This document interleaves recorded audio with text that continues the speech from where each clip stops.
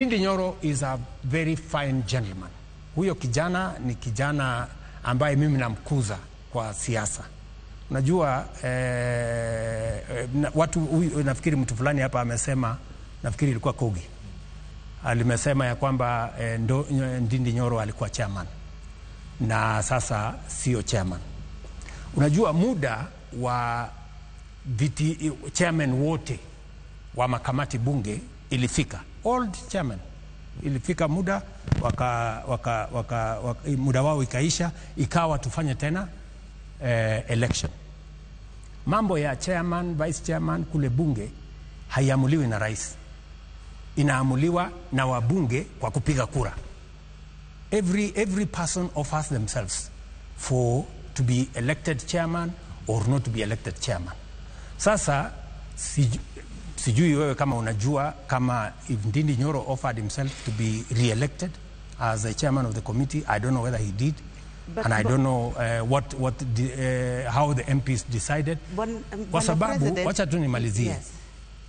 Ile kitu mimi ninajua ni kwamba wakati tumepanua serikali na tukasema tuwe na broad based, ikawa ni kwamba nafasi zingine za wenye kiti zitaenda upande wa upande ule mwingine, na watu wa Mlima Kenya walikuwa na chairman 12 out of 25. Watu wa Rift Valley walikuwa na chairman 9 out of that 25. Sasa ikawa ni kwamba watu wa Rift Valley waondoke viti 3, watu wa Mlima waondoke viti 3, ndio wale wengine wapate nafasi.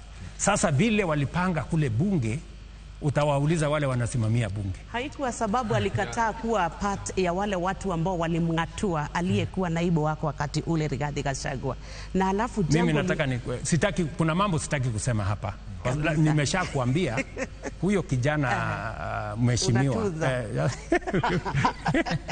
huyo kijana Ndindi Nyoro ni kiongozi, ni kati ya hawa vijana ambao na walea, na ni kazi yangu kulea hawa viongozi. Saa zingine kidogo wanaregea hapa, mimi nawafundisha namna hii hawa kina Kimani Ichung'wah, kina hawa vijana wengine wadogo hapa na wapanga.